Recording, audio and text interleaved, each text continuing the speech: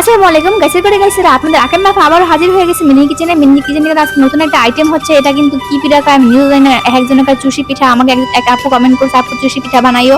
তা আমি চুষি পিঠা ইউটিউবে সার্চ দিতে যাই দেখি এইটা আসছে, এটা আমি ডলা পিঠা কয়। আমি তো জানি এটা ডলা পিঠা কয়। আমার যেই কষ্ট হয়েছে এটা বানাইতে। প্রথমে আমি পিঠির মধ্যে সবার মানে বড় পিঠার মতো বানানোর মতো বানাইছিলাম। এত কষ্ট, একটা একটা করে হয় 2 ঘন্টা লাগছে আমার এই করে বানাইতে। তারপর যাই হোক প্রথমে হাতে পিঠিতে করছিলাম, হয় নাই, পরে হাতে ডলছি ডলা পিঠারে কই আমি। আচ্ছা যাই হোক, মানুষের যে এত গুণ আছে, আল্লাহ আমার কোনো গুণ দেয় নাই। আমি এটাই বুঝি না, মানে আমার কি কোনো গুণ ফোন দিয়ে বানাই না নাকি বুঝতেছি না। আমরা হুদাই কেন বা কমেন্টরা এই দেখেন আমি হচ্ছে কত সুন্দর করে পিঠাটা বানাইছি না। 3 কালারের পিঠা, কত যে মজা হইব ভাবছিলাম, সেই আশা করে। এখন পিঠাটা থেকে আদৌ হইব কি আমি নিজেও সন্দেহ আসলাম।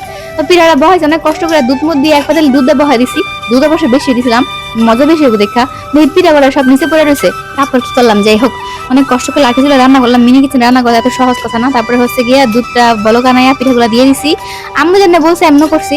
পরে আমি কি করছি, মিঠাইগুলো দিয়ে দিছি। মিঠাইগুলো বলকাই না পরে দেখেন কি একটা জঘন্য অবস্থা হয়ে গেছে। আমি ভাবি নাই যে পিঠার চেহারাটা এমন হইব। যেই ভাব নিয়ে গেছিলাম পিঠা বানাইতে, কিন্তু এই আকাই মাফার কোনো কাম হইব না, আবার আগে বুঝে গেছি গা। তো যাই হোক চেষ্টা করলে সবই হয়। আমি নেক্সট ভিডিওতে আরো ভালো ভালো রেজাল্ট দেওয়ার চেষ্টা করবো। আকাই আফার পাশে থাকেন, সাপোর্ট করেন। আল্লাহ হাফেজ।